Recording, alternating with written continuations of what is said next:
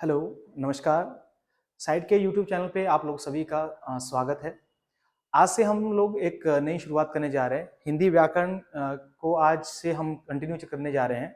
हफ्ते में यदि क्लास 3 दिन लगेगी, हर तीसरे दिन आपको ये सामने एक नया टॉपिक हिंदी ग्रामर का आपके सामने रहेगा। तो उसकी शुरुआत मैं आज से ही करता हूँ। आज मैं हिंदी ग्रामर के कुछ टॉपिक्स नहीं लूंगा, लेकिन मैं आज जो हिंदी से रिलेटेड जो प्रमुख तथ्य हैं, जो फैक्ट की बातें हैं, जहाँ से क्वेश्चन कई बार डायरेक्ट उठाए जाते हैं, जैसे विश्व की प्राचीन लिपि कौन सी है, हिंदी की लिपि कौन सी है, हिंदी दिवस कब मनाया जाता है, वगैरह वगैरह से बहुत सारे क्वेश्चन है। वर्ल्ड में कितनी लैंग्वेजेस हैं, ये सारे क्वेश्चन को आज डिस्कस करने वाला हूँ। नेक्स्ट जो वीडियो रहेगी वो वर्णमाला से स्टार्ट होगी, और जब तक छंद तक मैं आप लोगों को नहीं पढ़ा देता, तब तक ये वीडियो जो है वो कंटिन्यू आप लोगों के यूट्यूब चैनल पर यहाँ पे आपकी अपलोड होती रहेगी। तो हर एक टॉपिक क्लियर कर जाएगा एक एक क्लास में। तो हफ्ते के लगभग 3 दिन ये वाली क्लास रहेगी। तो 3 दिन एक एक वीडियो आती रहेगी, एक एक टॉपिक रोज जो है वो क्लियर करता किया जाएगा। आज की जो क्लास में हम पढ़ने वाले हैं, दैट इज हम हिंदी भाषा के बारे में जो इंफॉर्मेशन है, जो फैक्चुअल इंफॉर्मेशन है, विशेष तथ्य वाले जो चीजें हैं, जहां से डायरेक्ट क्वेश्चन उठाए जाते हैं, वो वाली चीजें आज हम कवर करते हैं। सबसे पहले बात करते हैं हिंदी और भाषा। देखो, दो शब्द है आपके पास, एक हिंदी भाषा, इसका परिचय पढ़ेंगे आज हम। एक है हिंदी, एक है आपका भाषा। एक तो मैं आप लोगों को पहले ये बताऊंगा कि हिंदी को ऐसा लिखा जाए कि हिंदी को ऐसा लिखा जाए। एक हम इस चीज पे बात करें, एक हम बात करेंगे कि ये जो हिंदी शब्द है ये बना कैसे, और दूसरा हम भाषा शब्द के ऊपर बात करते हैं कि भाषा क्या है, मूल भाषा कौन सी है, स्रोत भाषा कौन सी है, वो बात की बात है। सबसे पहले बात करते हैं हिंदी की। देखो, हिंदी शब्द को हिंदी ही क्यों बोला गया, हिंदी को बिंदी क्यों नहीं बोला गया, हिंदी को सिंधी क्यों नहीं बोला गया, या इसको कुछ और नाम क्यों नहीं दिया गया, इसके पीछे हम पहले विचार करते हैं कि हिंदी का नाम पड़ा कैसे। तो इसके बारे में विद्वानों में थोड़ा बहुत मतभेद मिलता है, लेकिन ज्यादातर विद्वानों का मानना यही है कि क्या था कि भारत के, मतलब आप जानते हैं कि भारत पर सबसे ज्यादा अटैक बहुत ज्यादा हुए हैं, बहुत सारे लोगों ने, मुसलमानों ने, ईसाइयों ने बहुत ज्यादा अटैक भारत पर किया है। भारत ज्यादातर गुलाम ही रहा है, मतलब पहले से। तो भारत के पश्चिम भाग में ज्यादातर पहले से ही लोगों का आक्रमण रहा है। तो भारत में पहले एक नदी बहती थी, ऐसे एक नदी थी भारत में पश्चिम भाग में बहती थी। इस नदी का नाम जो था वो था सिंधु नदी। इस नदी का जो नाम था सिंधु नदी था, जिसको इंग्लिश में इंडस बोलते हैं। इस नदी का अंग्रेजी जो नाम था वो था इंडस नाम, है ना। ये नदी बहती थी भारत के पश्चिम भाग में। प्रेजेंट टाइम में तो ये पाकिस्तान में है, लेकिन सूख भी गई है। तो ये जो नदी पहले बहती थी भारत में, सिंधु नदी, तो जो अरबी और जो ईरानी लोग थे, ईरानी लोग थे और जो अरबी लोग थे, इन्होंने क्या किया, सबसे पहले जो अटैक भारत पर हुए वो इस वाले क्षेत्र में हुए, आपके पश्चिम भाग में सबसे पहले अटैक हुए। कुछ का मानना था कि ये व्यापार करने के उद्देश्य से आए थे, कुछ का मानना था कि इन्होंने यहाँ पे अटैक किए थे हमारे पश्चिम भाग में, भारत के, इंडिया के पश्चिम, ये पश्चिम भाग था, इस पर जो है वो अटैक किए थे ना, नॉर्थ ईस्ट में, नॉर्थ वाले भाग पे किए थे सबसे ज्यादा। अब क्या हुआ कि नॉर्थ वाले भाग पे इन्होंने अटैक तो किया, किसी ने कहा कि ये व्यापार करने के उद्देश्य से आए थे। ये जो नदी थी, ये जो सिंधु नदी थी, ये जब इन्होंने यहाँ पे अटैक किए या आक्रमण किया, यहाँ पे व्यापार किया, तो ये यहीं पे होके बस गए। मतलब ये इसी नदी के आसपास रहना इन्होंने शुरू कर दिया, यहीं पे ये बसना इन्होंने शुरू कर दिया। अब आगे आगे चल के क्या होता है, ये जो अरबी और ये जो ईरानी लोग हैं, ये जिस भाषा का इस्तेमाल करते थे, ये करते थे फारसी भाषा का प्रयोग। फारसी भाषा, जैसे हम लोग भाषा जो बोलते हैं, हम कौन सी भाषा बोलते हैं, हम हिंदी भाषा बोलते हैं। सेम वैसे ही ये जो भाषा बोलते हैं, ये कौन सी भाषा बोलते हैं, ये फारसी भाषा बोलते हैं। ठीक है। अब देखो क्या हुआ, फारसी भाषा की एक बहुत बड़ी विशेषता है। कहा जाता है, विद्वानों के अनुसार ये कहा जाता है कि फारसी भाषा में, ये जो फारसी भाषा का व्याकरण है, अगर चलो व्याकरण की बात निकल गई है तो थोड़ी सी चीजें और डिस्कस कर लेते हैं। वर्ल्ड का सबसे प्राचीनतम व्याकरण कौन सा है, मतलब विश्व का सबसे प्राचीनतम व्याकरण जो माना जाता है, वो संस्कृत का व्याकरण माना जाता है। और ये जो लिखा था, ये महर्षि पाणिनि जी ने लिखा था। महर्षि पाणिनि, इन्होंने संस्कृत का सबसे, विश्व का सबसे पहला व्याकरण जो लिखा था वो महर्षि पाणिनि जी ने लिखा था। अगर मैं हिंदी के व्याकरण की बात करूं कि हिंदी का व्याकरण सबसे पहले किसने लिखा था, तो कामता प्रसाद गुरु हैं एक। कामता प्रसाद गुरु, कामता प्रसाद गुरु हैं, उन्होंने 1920 ईस्वी में हिंदी व्याकरण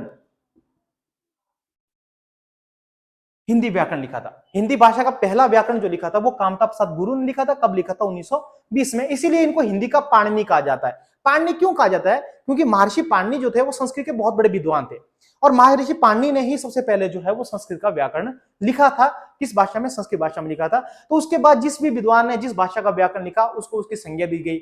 जैसे प्राकृत का पाणिनि किसको कहा जाता है ना, जैसे हेमचंद्र जी हैं जिन्होंने प्राकृत का भाषा का व्याकरण लिखा। ऐसे तरह से जिसने हिंदी का ग्रामर लिखा तो उसको हिंदी का पाणिनि कहा गया। तो कामता प्रसाद गुरु को हिंदी का पाणिनि भी कहा जाता है। तो ये बात है। हम जो बात कर रहे थे, हम फारसी भाषा की बात कर रहे थे। ये जो नदी बहती थी सिंधु नदी, यहाँ पे जो है अरबी और ईरानी लोगों ने क्या किया, अटैक किया यहाँ पे।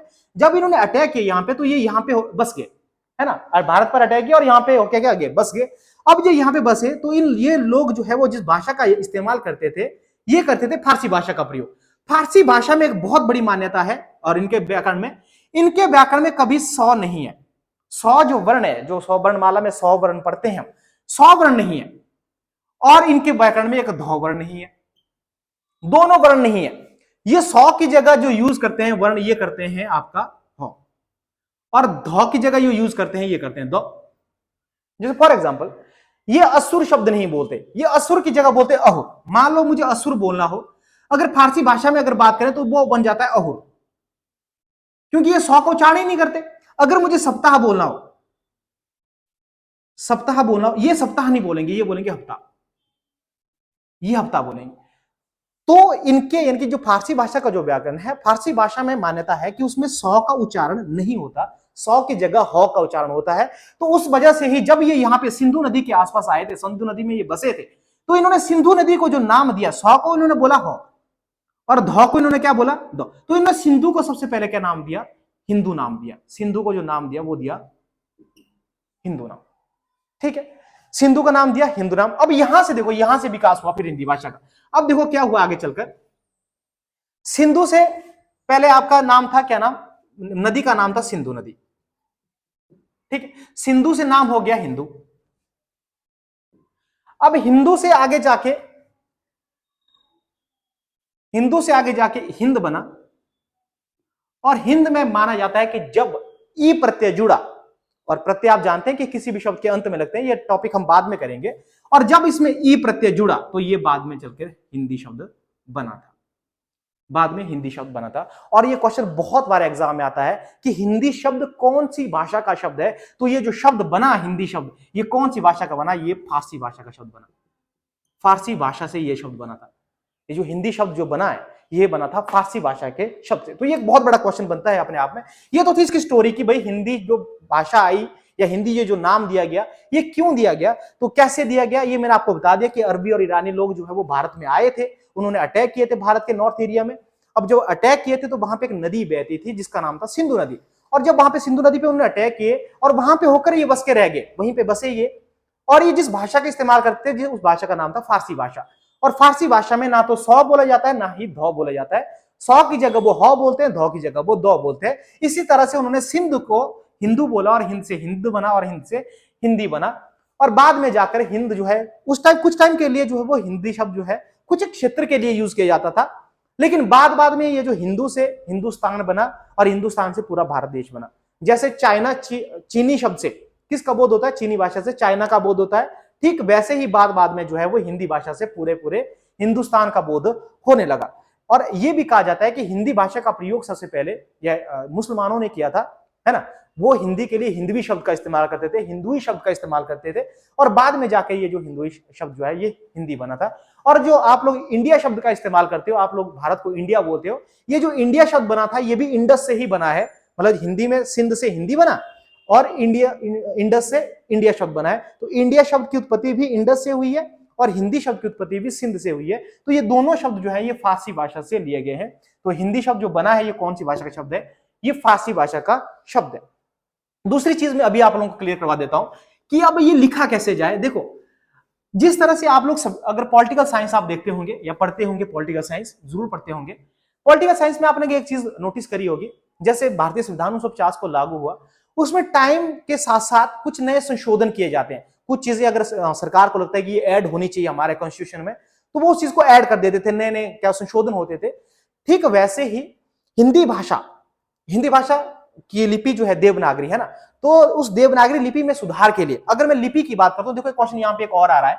अगर मैं बात करूं विश्व की सबसे प्राचीनतम लिपि, विश्व की पुरानी लिपि कर देते हैं, वो है आपकी ब्राह्मी लिपि। विश्व की सबसे प्राचीनतम बोलो या विश्व की सबसे पुरानी लिपि बोलो, तो वो ब्राह्मी लिपि हुई है। तो ये क्वेश्चन भी एक डायरेक्ट पूछा जाता है कि विश्व की सबसे प्राचीनतम लिपि कौन सी, ब्राह्मी लिपि। और एक इंटरेस्टिंग की बात मैं और बता देता हूं, देखो जितनी भी हमारी जो लिपि है वो मैक्सिमम लिखी जाती है दाएं से ऐसे बाएं की तरफ लिखी जाती है, ऐसे लिखी जाती है, ऐसे हम लिखते हैं। लेकिन एक लिपि ऐसी है जो उल्टी लिखी जाती है, जो कि बाएं से, ठीक है, जो कि दाएं से बाएं की तरफ लिखी जाती है, ऐसे लिखी जाती है, ऐसे लिखी जाती है, और उस लिपि का नाम है खरोष्टी। तो जो लिपि दाएं से बाएं की ओर लिखी जाती है, की ओर, जो लिपि दाएं से बाएं की ओर लिखी जाती है, उस लिपि का नाम था खरोष्टी। खरोष्टी। आप उर्दू भाषा देखते होंगे, उर्दू भाषा को अगर देखते होंगे, खरोष्टी है, खरोष्टोनी है, उर्दू भाषा को अगर आप देखते होंगे तो उर्दू भाषा जो लिखी जाती है वो ऐसे लिखी जाती है, यहां से इस तरफ ही लिखी जाती है, ऐसे ऐसे ऐसे करके। बाकी जो हम हिंदी भाषा लिखते हैं, संस्कृत लिखते हैं, ये सारी मतलब इस तरफ लिखी जाती है। अब बात आती है लिपि की, अगर बात कर ही रहे हैं तो थोड़ा सा और भी बता देता हूं आप लोगों को लिपि के बारे में, कि हिंदी की लिपि की अगर मैं बात करूं तो हिंदी की जो लिपि है वो है देवनागरी। ये क्वेश्चन बहुत बार एग्जाम में आया है, चाहे जेबीडी का ले लो, एलटी का ले लो, टीजीडी का ले लो, कि हिंदी के अतिरिक्त और किस भाषा की लिपि देवनागरी है। तो मैं आप लोगों को एक चीज और क्लियर करवा देता हूं, संस्कृत जो भाषा है इसकी लिपि भी देवनागरी है, नेपाली जो भाषा है इसकी लिपि भी देवनागरी है, और मराठी जो भाषा है इसकी लिपि भी देवनागरी है। इन चारों भाषाओं की लिपि देवनागरी है। ये चीज आप लोग गांठ बांध लो, ये क्वेश्चन बहुत बार पेपर में आता है कि हिंदी के अतिरिक्त और किस किस भाषा की लिपि देवनागरी है, तो वो है आपकी संस्कृत की, नेपाली की और मराठी की। चलो अब थोड़ा सा हम बात कर रहे थे, हम हिंदी शब्द के ऊपर बात कर रहे थे कि ये जो शब्द है इसको ऐसे लिखा जाए कि इसको ऐसे लिखा जाए। जैसे पुलिस में एक बार क्वेश्चन आया था अभी एक साल पहले, कि कंठ को ऐसे लिखा जाए कि कंठ को ऐसे लिखा जाए। तो अभी मैं जो बताने वाला हूं उसको ध्यान से समझना, ये चीज यहां पे आप लोगों की अभी कवर हो जाएगी कि सही कैसे लिखा जाए, अण लगाया जाए कि बिंदी लगाई जाए, न लगाया जाए कि बिंदी लगाई जाए। तो चलिए कवर करते हैं। देखो मैंने आप लोगों को थोड़ा सा एक एग्जांपल लिया था, क्या बोलते हैं, कॉन्स्टिट्यूशन का, कि जैसे टाइम के साथ साथ क्या होता है कि भारतीय संविधान में जो चेंजेस आते रहते हैं उनको संविधान में ऐड किया जाता है। ठीक वैसे ही हिंदी भाषा की जो लिपि है देवनागरी लिपि, उसमें भी क्या होता है, टाइम के साथ साथ उसमें कमेटी गठित की गई है। उनका क्या काम है कि अगर आपको कुछ लगता है कि भारतीय यानी कि देवनागरी लिपि में कुछ सुधार किए जाए तो वो कर सकते हैं, तो वो अपने अपने आइडियाज देते रहते हैं। ऐसा ही आइडिया डॉक्टर श्याम सुंदर दास की अध्यक्षता में एक आइडिया दिया गया था, उसमें 11 प्रस्ताव रखे गए थे हिंदी भाषा मतलब देवनागरी लिपि के लिए। बाकी तो मान्य नहीं हुए, लेकिन एक मान्य हो गया। वो ये था कि मैं इसको प्रैक्टिकली बता के देता हूं आप लोगों को। ये है आपकी वर्णमाला,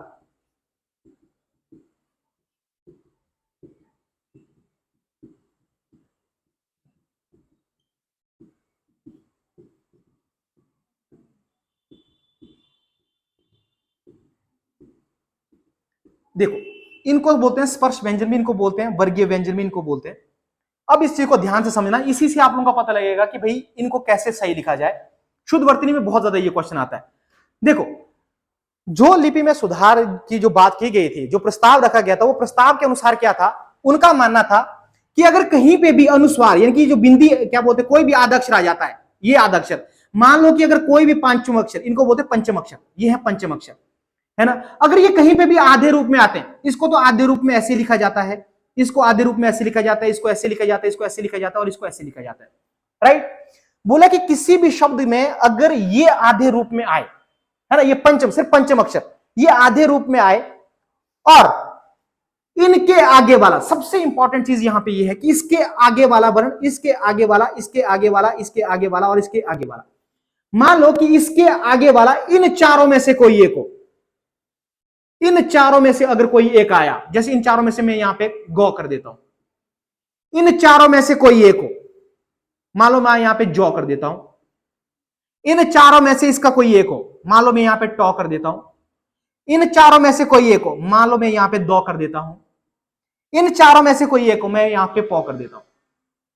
ध्यान समझना, अगर ये पंचम अक्षर कहीं पे आधे रूप में आए और उनके आगे वाला वर्ण इन्हीं के परिवार का, इनका ये है एक परिवार पूरा, इस परिवार का हेड होता है क, इस परिवार का हेड च, इसको बोलते हैं कवर्ग, इसको बोलते हैं चवर्ग, इसको बोलते हैं टवर्ग, तवर्ग और पवर्ग, ये है परिवार के हेड। ये एक परिवार है पूरा 5-5 के क्रम का, है ना। इनके परिवार का मतलब कि अगर ये आधा अक्षर में कहीं पे आ रहा है और इसके आगे वाला वर्ण इन चारों में से कोई एक आ रहा है, इन चारों में से अगर ये कहीं आधा आ रहा है तो इन चारों में से कोई एक वर्ण आ रहा है, अगर ये आधा आ रहा है तो इन चारों में से कोई एक वर्ण आ रहा है, अगर ये आधा आ रहा है, अगर इसके आगे वाला इन चारों में से कोई एक आ रहा है, अगर ये आधा आ रहा है तो इन चारों में से कोई एक वर्ण आ रहा है, तो ऐसी स्थिति में ये आधे अक्षर बिंदी का रूप लेंगे। सिर्फ तभी बिंदी का रूप लेंगे अगर इनके आगे इन चारों में से कोई एक वर्ण आए, इसके आगे इन चारों में से कोई एक वर्ण आए, इसके आगे इन चारों में से कोई एक वर्ण आए, तभी ये बिंदी का रूप लेंगे, अदरवाइज ये बिंदी का रूप नहीं लेंगे। अगर ये स्वयं भी अपने आगे आ जाए, जैसे मान लो कि आधे म के आगे म ही आ गया, तो भी ये बिंदी का रूप नहीं लेगा। बिंदी का रूप सिर्फ एक चांस मिलेगा, कब लेगा? अगर इसके आगे इन चारों में से कोई एक वर्ण आए, सिर्फ ये चारों में से कोई एक आए तभी बिंदी का रूप लेगा। अगर ये स्वयं भी आया तब भी बिंदी का रूप नहीं लेगा। अगर इन ऊपर वालों में से कोई भी आया तब भी ये बिंदी का रूप नहीं लेगा। सिर्फ अपने परिवार का एक वर्ण होना चाहिए, उन चारों में से कोई एक, तब जाके वो हिंदी का क्या बोलते बिंदी का रूप लेगा। जैसे एग्जांपल, अब आप लोग देखो, अब मैंने एक शब्द लिख दिया हिंदी, आधा कौन है? नौ। पंचम वर्ण है? बिल्कुल है, पंचम वर्ण नौ है। आधा आया? बिल्कुल आया। अब देखो इसके आगे वाला वर्ण कौन सा है? इसके आगे वाला है दो। क्या इसके परिवार का है? देखो दो वर्ण कहां है? ये है नौ आधा, तो थ दो, बिल्कुल है, इसके तीसरा परिवार का है, तीसरा वर्ण है। तो ऐसी स्थिति में ये जो नौ है ये बिंदी का रूप ले लेगा पीछे वाली साइड, तो ये हो जाएगा हिंदी ऐसे। और जो पेपर में पूछा गया था कंठ वाला सवाल, उसको भी ऐसे ही सॉल्व करके देखो। देखो कंठ लिखा था ऐसे, अब देखा जाएगा कंठ। अब देखो आधा अक्षर कौन है? नो। क्या पंचम वर्ण है? बिल्कुल नौ है, बिल्कुल है। अब देखो नौ का आगे वाला वर्ण कौन सा है? नौ के आगे वाला ठ। देखो नौ वाला ट ठ, बिल्कुल है। ण के आगे वाला वर्ण है ठ, तो ऐसी स्थिति में ये जो है ये बिंदी का रूप लेगा, तो ये हो जाएगा कंठ ऐसे सही, ये सही हो जाएगा। ठीक है। अगर मान लो मैं ऐसे कर देता, जैसे मैं जन्म कर देता हूं, आधा अक्षर तो कौन आ रहा है? नो आ रहा है, लेकिन इसके आगे वाला वर्ण कौन आ रहा है? नो। इसके परिवार का कोई वर्ण है ही नहीं, आग नीचे वाला आ रहा, तो ये जो है बिंदी का रूप नहीं लेगा, बिल्कुल भी नहीं लेगा। तो सिर्फ इसी तरीके से अगर शुद्ध हिंदी की बात करी जाए तो हिंदी ऐसे ही लिखा जाएगा बिंदी के अनुसार, क्योंकि ये संशोधन किया गया था देवनागरी लिपि में डॉक्टर श्याम सुंदर दास की अध्यक्षता में। तो उन्होंने ये प्रस्ताव 11 प्रस्ताव दिए थे, उसमें ये वाला प्रस्ताव पंचम अक्षर का अनुस्वार में बदलना, ये वाला प्रस्ताव मान्य माना गया था। और ये जो है पंचम अक्षर बिंदी का रूप कब लेगा? जब इसके सामने, अगर ये आधे रूप में है, इसके सामने इन चारों में से कोई एक वर्ण हो, या इसके सामने इन चारों में से कोई हो, या इसके सामने इन चारों में से कोई एक हो, या इसके सामने इन चारों में से कोई एक हो, तभी ये बिंदी का रूप लेगा। अगर स्वयं आए तब भी नहीं लेगा। अगर इसके सामने किसी और का परिवार का वर्ण आए तब भी ये अपना रूप चेंज नहीं करेगा। तो ये बिंदी का रूप मैंने आप लोगों के बारे में बता दिया कि हिंदी को सही कैसे लिखा जाए। अब बात आती है थोड़ी सी भाषा के बारे में बात कर लेते हैं, फिर इसके बारे में जो हिंदी से रिलेटेड जो इंपॉर्टेंट क्वेश्चन है वो मैं थोड़े से डिस्कस करूंगा। उसके बाद हम वर्णमाला पे चलेंगे। वर्णमाला में हम जो देखेंगे, हम सबसे पहले देखेंगे कि वर्णों का क्रम कैसे है, कि क वाली लाइन के बाद चौ वाली लाइन ही क्यों आती है, चौ के बाद ट वाली लाइन ही क्यों आती है, औ के बाद आ ही क्यों आता है, आ के बाद ई ही क्यों आता है, आ के बाद ऊ क्यों नहीं आया, या आ के बाद ओ क्यों नहीं आया, आ के बाद औ क्यों नहीं आया। ये चीज पे डिस्कस करेंगे। वर्णमाला में हम जब डिस्कस करेंगे तो हम देखेंगे क के बाद चौ वाली लाइन क्यों आई, क के बाद त वाली लाइन क्यों नहीं आई, या ट के बाद क वाली लाइन क्यों नहीं आई, क को पहले क्यों रखा गया। ये चीज हम डिस्कस करेंगे वर्णमाला वाली क्लास में। अभी के लिए जो इंपॉर्टेंट क्वेश्चन है वो मैं देख लेता हूं। देखो हिंदी के बारे में हमारा कवर हो गया कि हिंदी शब्द बना कैसे, ये हिंदी को ऐसे ही क्यों लिखा जाता है। अब भाषा के बारे में बात कर लेते हैं कि भाषा ये जो शब्द है ये भाष धातु के, ये क्वेश्चन बहुत बार पूछा जाता है, भाष धातु के आ प्रत्यय के मेल से बना है। ये धातु है और ये प्रत्यय है। ये क्वेश्चन डायरेक्ट कई बार पूछा जाता है कि भाषा शब्द किस धातु के किस प्रत्यय से बना है। तो भाषा शब्द भाष धातु के आ प्रत्यय के योग से बना है। और भाषा आप लोग जानते ही हैं, जिसके द्वारा हम अपने विचारों का आदान प्रदान करते हैं, दैट इज कॉल्ड लैंग्वेज है। लेकिन जो पाणिनि जी हैं, डॉक्टर भोलानाथ तिवारी हैं, उन्होंने भाषा की थोड़ी सी और बताई है कि जो यादृच्छिक ध्वनियां जो हमारे जो मुख्य अवयव है, वाक अवयव है, उनसे जो उच्चरित होती है जो ध्वनियां हैं उनको भाषा कहा जाता है। तो इस प्रकार भाषा की परिभाषा अलग अलग दी है विद्वानों ने। अब अगर बात करते हैं कि वर्ल्ड में कितनी लैंग्वेजेस है, पूरा विश्व है, पूरे विश्व में कितनी भाषाएं बोली जाती है, उसके बारे में सीधा कर लेते हैं। विश्व में कुल भाषाएं जो मान्यता प्राप्त भाषा हैं, देख जाएंगे विश्व में कुल कितनी भाषाएं बोली जाती है। अगर टोटल की बात करो तो 2796 से मानी जाती है, 2796 2796 भाषाएं बोली जाती हैं माना गया है। अगर अप्रोक्सीमेटली अगर देखा जाए तो 3000 के करीब, अगर 2796 ऑप्शन में नहीं हुआ तो 3000 अगर हुआ तो ये भी सही हुआ, सही भी माना जाएगा। तो विश्व में टोटल भाषाएं कुल भाषाएं बोली जाएंगी 2700 जाती हैं, प्रेजेंट टाइम में 2796 बोली जाती हैं, अप्रोक्सीमेटली 3000 के करीब। अब ध्यान से देखना, ये जो 2796 भाषाएं हैं इनको 12 भागों में डिवाइड किया गया, ऐसे करके 12 भागों में इनको डिवाइड किया है। ऐसे मान के चलो कि आपके मतलब 2796 लोग थे, उनको 12 घरों में डिवाइड कर दिया है ना, कुछ लोग एक घर में डाल दिए, कुछ दो लोग एक घर में डाल दिए, टोटल कितने थे 2796। उसमें सबसे बड़ा भाषा परिवार जो है, ये क्वेश्चन कई बार पूछा गया है कि सबसे बड़ा भाषा परिवार कौन सा है। देखो इनको कितने भागों में डिवाइड किया गया, 12 भाषा परिवारों में, 12 भाषा परिवारों में बांटा गया। सबसे बड़ा भाषा परिवार, तो सबसे बड़ा भाषा परिवार जो है वो है भारोपीय भाषा परिवार।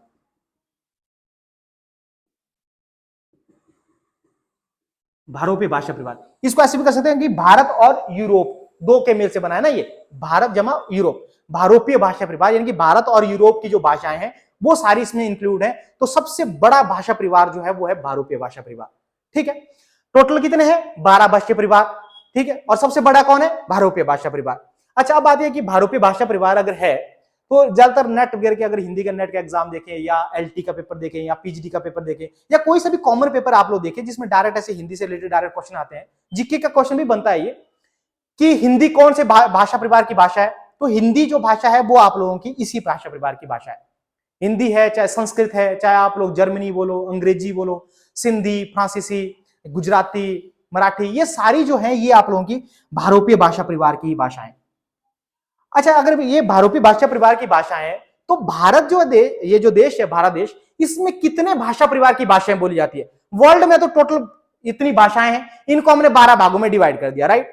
अब भारत में कितनी भाषा परिवारों की भाषाएं बोली जाती है, देखो वैसे तो भारत में 4 भाषा परिवारों की भाषाएं बोली जाती है। एक तो उसमें क्या बोलते हैं, ये भारोपीय भाषा परिवार ही है, एक द्रविड़ भाषा परिवार भी है, एक आस्त्रिक है और एक तिब्बती है ना। 4 भाषा परिवारों की भाषाएं बोली जाती है, लेकिन मुख्यतः 2 है। भारत में 2 मुख्य तरह भाषा परिवारों की भाषाएं बोली जाती है। एक तो ये है भारत, मैंने पहले मिटा देता हूं। भारत की अगर बात करें तो विश्व में जो 12 भाषा परिवार जिनके अंदर हम सारी भाषाओं को इकट्ठा किया है, उसमें से सिर्फ 4 भाषा परिवारों की भाषाएं भारत में बोली जाती है। मुख्य उसमें सिर्फ 2 है। एक नंबर पे है आप लोगों की भारोपीय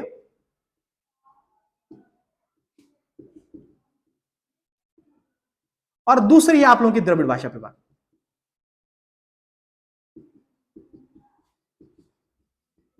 मुख्यतः इन 2 भाषा परिवारों की भाषाएं भारत में बोली जाती है।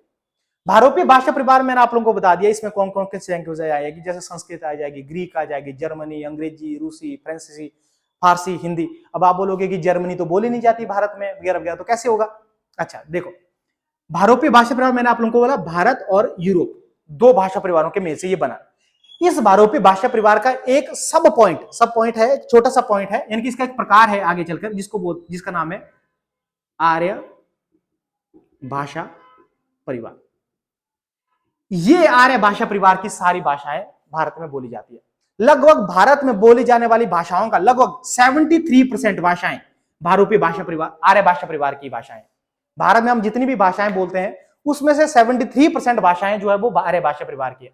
अगर थोड़ा और डीप आप लोगों ने जानना है कि भाई आर्य भाषा परिवार क्या है, तो आर्य भाषा परिवार वो भाषा परिवार है जिन भाषाओं का उद्गम या जो भाषाएं संस्कृत से बनी है वो भाषाएं आर्य भाषा परिवार के अंतर्गत आती है ना। तो भारत में लगभग 73% लैंग्वेजेस जो हैं वो आर्य भाषा परिवार की भाषाएं हैं। और अगर मैं द्रविड़ भाषा परिवार की बात करूं तो जो आपके साउथ के जो एरियाज हैं, जैसे तमिल है, तेलुगु है, मलयालम है, कन्नड़ है, ये जो लैंग्वेजेस हैं ये द्रविड़ भाषा परिवार के अंतर्गत आती है। लगभग भारत में लगभग 25% जो भाषाएं हैं वो द्रविड़ भाषा परिवार की भाषाएं बोली जाती है। और फिर मैंने आस्ट्रिक बोला था, वो लगभग 1.3 समथिंग पर बोली जाती है। और एक तिब्बती भाषा है वो भी थोड़ी सी बोली जाती है, लेकिन मेनली ये 2 है।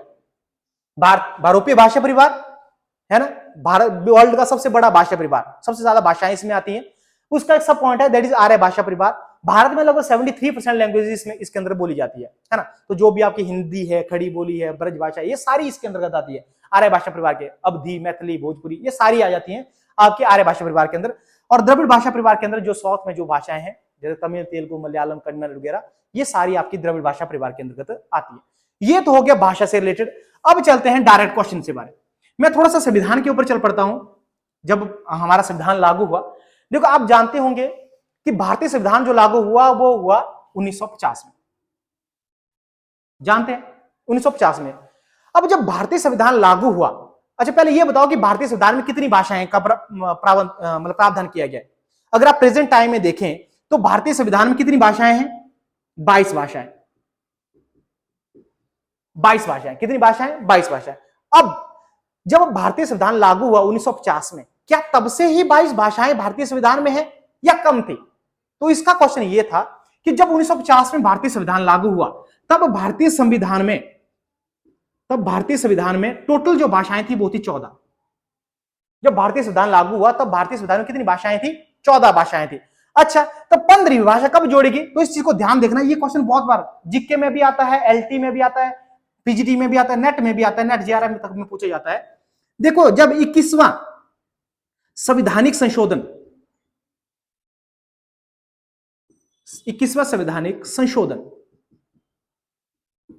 1967 में किया गया था, जब 21वां संवैधानिक संशोधन 1967 में किया था, तो एक भाषा जोड़ी गई थी जिसका नाम था सिंधी।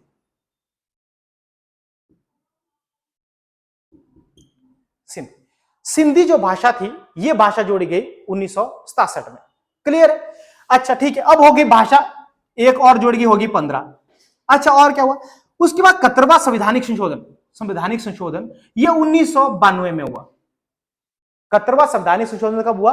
1992 में। इसमें जोड़ी गई 3 भाषाएं, नेपाली, मणिपुरी और कोंकणी। इसको ट्रिक आप लोग ऐसे याद रख सकते हैं, न, म और क से। न से आ जाएगा नेपाली, म से आ जाएगा मणिपुरी और क से आ जाएगा कोंकणी।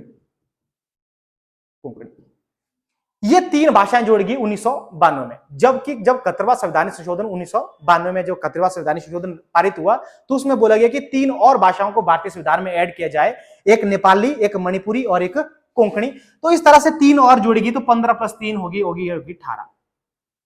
ठीक है। अच्छा, अभी भी 18 हुई, लेकिन प्रेजेंट टाइम में कितनी है? 22 है। तो उसके बाद एक और संवैधानिक संशोधन हुआ, और वो हुआ 92वें संवैधानिक संशोधन। 92वें संवैधानिक संशोधन यह हुआ 2003 में। इसमें 4 भाषाएं जोड़ी गई। 2003 में हुआ 92वें संवैधानिक संशोधन। इसमें कहा गया कि 4 और भाषाएं हैं जिनको संविधान में जोड़ा जाना चाहिए। तो वो है, एक तो है बोडो, एक है डोगरी, एक है मैथिली, एक है संथाली। बोडो, डोगरी, मैथिली और संथाली। इस तरह से 4 भाषाएं जोड़ी गई 2003 में। तब जाके 18 के साथ 4 भाषाएं और जोड़कर टोटल भाषाएं कितनी हुई? 22 भाषाएं ये टोटल हो गए। तो आजकल जो भारतीय संविधान एक चीज और यहां पे क्लियर करवा देता हूं। भारतीय संविधान के जो हमारा कॉन्स्टिट्यूशन है उसकी 8वीं अनुसूची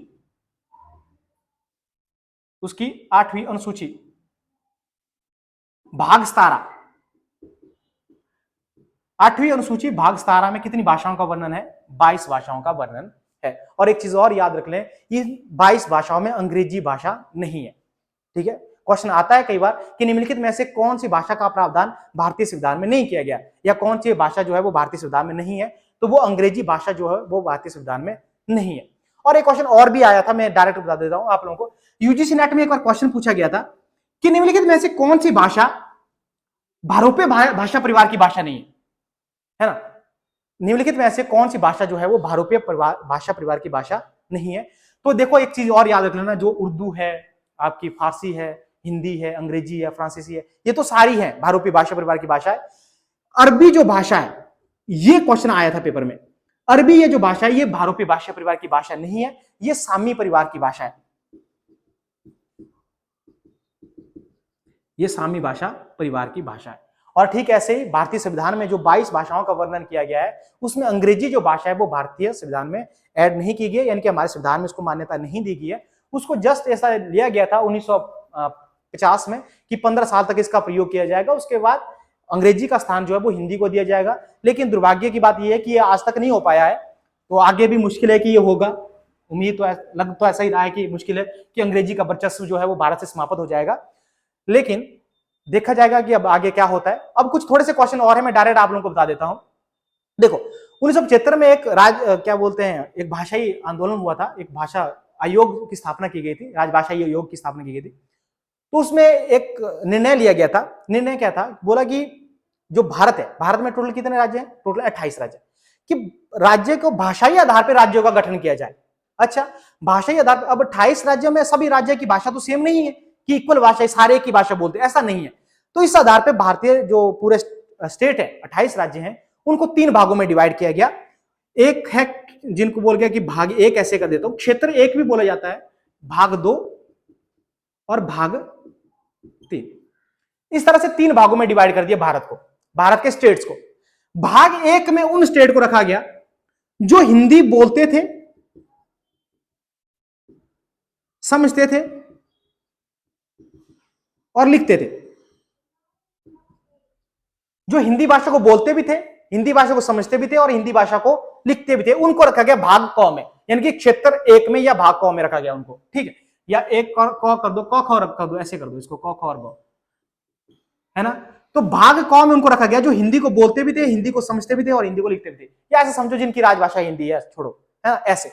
और क्वेश्चन पेपर में जो आया था कि भाग क में कितने राज्य है, ये क्वेश्चन एक बहुत इंपॉर्टेंट होता है। जैसे हिमाचल प्रदेश है, अब हिंदी को हम बोलते भी है, हिंदी को हम पढ़ते भी हैं, समझते भी है, लिखते भी हैं। हमारी जो हम आएंगे भारत भाग क में, जैसे बिहार है, राजस्थान है, उत्तर प्रदेश है, आपका उत्तराखंड है, इस तरह के सारे राज्य।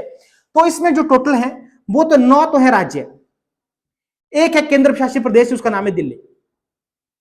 टोटल कितने हो गए ये 10। और आप जो अंडमान निकोबार है, निकोबार द्वीप समूह में तो हिंदी बोली जाती है, लेकिन अंडमान में जो है हिंदी नहीं बोली जाती, तो उसको हम इसके अंडर नहीं रखेंगे। अगर अलग से पूछा गया कि निकोबार द्वीप समूह जो है वो किस में आएगा, तो वो भाग क में ही आएगा। और भाग ख में देखो कौन से स्टेट्स हैं जो हिंदी बोलते हैं, हिंदी बोलते हैं, समझते हैं, हिंदी बोलते हैं, समझते हैं, लेकिन लिखते नहीं है। ठीक है, लिखते नहीं, हिंदी को बोलेंगे भी वो, अगर हम उनसे बात करेंगे तो वो समझेंगे भी, लेकिन लिखेंगे नहीं, लिखेंगे अपनी भाषा में। जैसे पंजाब की बात करता हूं, अब अगर मैं पंजाब जाऊं, मैं हिंदी में उनसे बात करूं, वो हिंदी को समझेगा भी, थोड़ा थोड़ा हिंदी में बोल भी देगा, लेकिन जब लिखने की बारी आएगी वो पंजाबी में लिखेगा, है ना। तो वे स्टेट्स जो हिंदी को बोलते हैं, समझते हैं, लेकिन लिखते नहीं है, उनको रखा गया भाग ख में। जैसे पंजाब है, हरियाणा है, गुजरात है, महाराष्ट्र है, तो ये 4 स्टेट।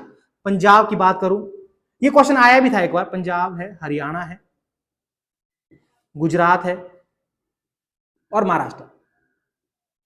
देखो एक बार क्वेश्चन आया था कि चंडीगढ़ भाषा के आधार पे कौन से भाग में, भाग क, भाग ख, भाग गो, या इनमें से कोई नहीं। तो देखो चंडीगढ़ किसकी राजधानी है, चंडीगढ़ है पंजाब की राजधानी, है ना।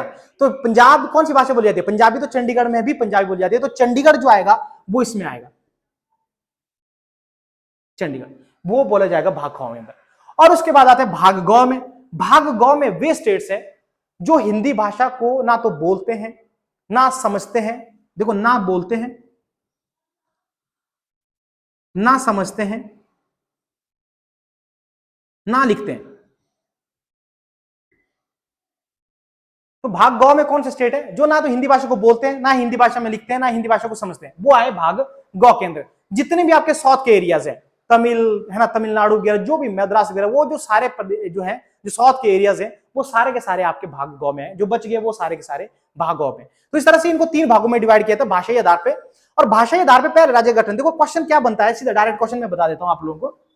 एक क्वेश्चन कई बार एग्जाम में बार बार पूछा जाता है कि भाषाई आधार पर पहले राज्य का गठन किसका किया गया था, तो वो था आंध्र प्रदेश। आंध्र प्रदेश भाषाई आधार पर पहले राज्य का गठन। अच्छा ऐसा बताओ मुझे, भारत में 28 राज्य, 28 राज्यों में ऐसा कौन सा स्टेट है जिसकी राजभाषा अंग्रेजी है? 28 राज्यों में ऐसा कौन सा स्टेट है या कौन सा राज्य है जिसकी राजभाषा कौन सी है, अंग्रेजी है? तो वो है नागालैंड। नागालैंड, नागालैंड की जो भाषा है, राजभाषा है, वो है आप लोगों की अंग्रेजी। वो कौन सी है? नागालैंड की जो राजभाषा है वो है आपकी अंग्रेजी। क्लियर है? अच्छा थोड़ा सा और देख लेते हैं। देखो हम हिंदी के बारे में बात करें तो थोड़ा सा डिस्कस और करना बनता है कि जो हिंदी है कि भारतीय संविधान के कौन से अनुच्छेद में हिंदी भाषा का प्रावधान किया गया है। तो इस क्वेश्चन को मैं यहां पे डायरेक्ट करवा देता हूं। देखो आर्टिकल 343 से आर्टिकल 351 तक हिंदी भाषा का वर्णन किया गया है। भाषा का वर्णन जो आर्टिकल अनुच्छेद 343 से लेकर अनुच्छेद 351 तक सब में हिंदी भाषा का वर्णन है। जैसे आर्टिकल 348 उसने बोला कि हाई कोर्ट और सुप्रीम कोर्ट की भाषा कौन सी होनी चाहिए, पत्र जो है वो किस में जो काम है उसमें किस भाषा में होना चाहिए। अगर आर्टिकल 346 की बात करूं तो एक राज्य दूसरे राज्य के साथ पत्राचार मतलब किस तरह से कौन सी भाषा में बात करेगा। अगर आर्टिकल 351 की बात करूं तो जो राष्ट्रपति है वो हिंदी भाषा के प्रोत्साहन के लिए टाइम के साथ साथ जो है वो नई नई कमेटियां गठित करेगा। तो इन पे एक दिन विचार करेंगे सारे आर्टिकल पर, हर आर्टिकल के बारे में अलग अलग से पढ़ेंगे। लेकिन एक के बारे में आप लोगों को बता देता हूं, वो है आर्टिकल 343। आर्टिकल 340 को 3 को इसलिए याद रखना है क्योंकि आर्टिकल 343 में ही यह कहा गया है कि हिंदी भारत की राजभाषा होगी, और इसकी लिपि देवनागरी होगी। और इसकी लिपि कौन होगी? देवनागरी। ये क्वेश्चन कई बार पूछा जाता है कि कौन से आर्टिकल में यह कहा गया कि हिंदी भारत की राजभाषा होगी और उसकी लिपि देवनागरी होगी। तो आर्टिकल 343 में यह कहा गया है। और एक क्वेश्चन और, 14 सितंबर 1949 को 14 सितंबर 1949 को संविधान द्वारा यह निर्णय लिया गया कि हिंदी भारत की राजभाषा होगी और उसकी लिपि क्या होगी? देवनागरी होगी। 14 सितंबर 1949 को। और 14 सितंबर को ही क्या मनाया जाता है? हिंदी दिवस मनाया जाता है। एक बात मैं आप लोगों को और बता देता हूं, हिंदी दिवस कब मनाया जाता है? 14 सितंबर को। लेकिन अगर ऐसा पूछे आप लोगों को कि कब से मनाया जाता है, अब आप बोलोगे कि सर 14 सितंबर 1949 से मनाया जाता है, क्योंकि 14 सितंबर 1949 को हिंदी को भारत की राजभाषा होने का गौरव प्राप्त हुआ। लेकिन ऐसा नहीं है। 1953 के पश्चात 1953 के बाद प्रत्येक 14 सितंबर को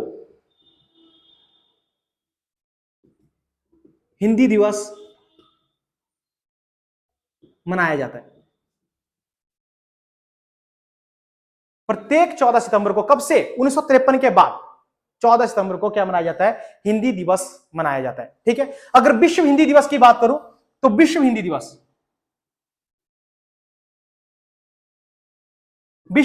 जो मनाया जाता है वो 10 जनवरी को मनाया जाता है।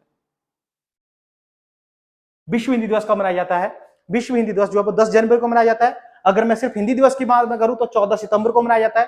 कब यह निर्णय लिया गया कि हिंदी भारत की राजभाषा होगी? तो 14 सितंबर 1949 को यह निर्णय लिया गया कि हिंदी भारत की राजभाषा होगी। कब से हिंदी दिवस 14 सितंबर को मनाया जाने लगा? 1953 के पश्चात जो है वो प्रत्येक 14 सितंबर को हिंदी दिवस मनाया जाने लगा। और जो है आर्टिकल, कौन से आर्टिकल में यह वर्णन किया गया है कि हिंदी भारत की राजभाषा होगी और उसकी लिपि देवनागरी होगी। और एक चीज और अंत में है, वो ये है, देखो 2 आर्टिकल संविधान कॉन्स्टिट्यूशन में और भी हैं जिसमें भाषा का वर्णन किया गया है। आर्टिकल 120 संसद की भाषा। आर्टिकल 210 विधानमंडल की भाषा।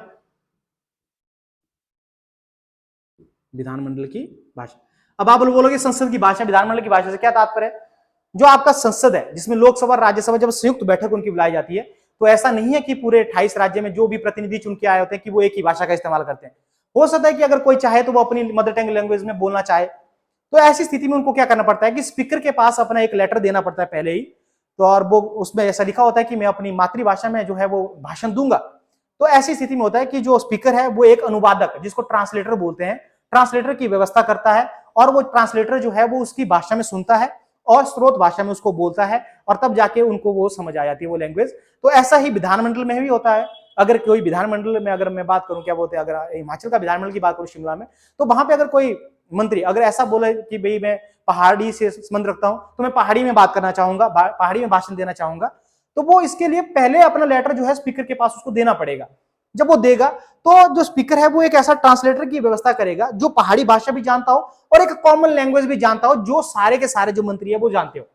तो ऐसी स्थिति में उसको पहले लेटर देना पड़ता है, तो जो है स्पीकर उसकी व्यवस्था करता है। इन सब चीजों का वर्णन जो किया गया है, तो संसद की भाषा का वर्णन जो है वो आर्टिकल 120 में किया गया है, और विधानमंडल की भाषा का वर्णन जो है वो आर्टिकल 210 में किया गया। ये हिंदी के बारे में कुछ एक प्रमुख कथन थे जो कि आप लोगों को पता होना चाहिए। हिंदी की लिपि देवनागरी, और किस किस भाषा की लिपि देवनागरी है ना, हिंदी दिवस कब मनाया जाता है, वगैरह वगैरह। इस तरह से ये क्वेश्चन कुछ एक हो गए। कल से जो नेक्स्ट क्लास आप लोगों की रहेगी वो आप लोगों की स्वरों की रहेगी। स्वरों में ये पहले, सबसे पहले तो मैं यही बताऊंगा कि ओ और आ के बाद ई क्यों आता है, उसके बाद ऊ क्यों नहीं आया या ओ क्यों नहीं आया। हालांकि इन छोटी छोटी चीजों को हम चेंज कर देते हैं, जैसे अनुस्वार और अनुनासिक में क्या अंतर है, एक निर्नुनासिक होता है उसमें क्या डिफरेंस है, जातीय स्वर कौन से होते हैं, विजातीय कौन से होते हैं, संधि स्वर कौन से होते हैं, मूल स्वर कौन से होते हैं, हस्त स्वर कौन से होते हैं, दीर्घ स्वर कौन होते हैं, प्लुप्त कौन से होते हैं। ये चीजें जो है कुछ एक बेसिक सी चीजें हैं, लेकिन कई बार हम इनको छोड़ देते हैं। इन चीजों पे अच्छे डीपली स्टडी करेंगे। और सेकंड जो रहेगा वो आप लोगों के व्यंजन रहेगा कि क वाली लाइन के बाद चौ वाली लाइन क्यों आती है, कि क के बाद टॉक वाली लाइन क्यों नहीं आती, फिर क के बाद ख क्यों आता है, या क के बाद त्रज्ञ क्यों नहीं आता। तो ये चीजें हम डिस्कस करेंगे अगली वाली क्लास में। अभी के लिए इतना ही। लाइक करें, शेयर करें, कमेंट करें। Thank you so much.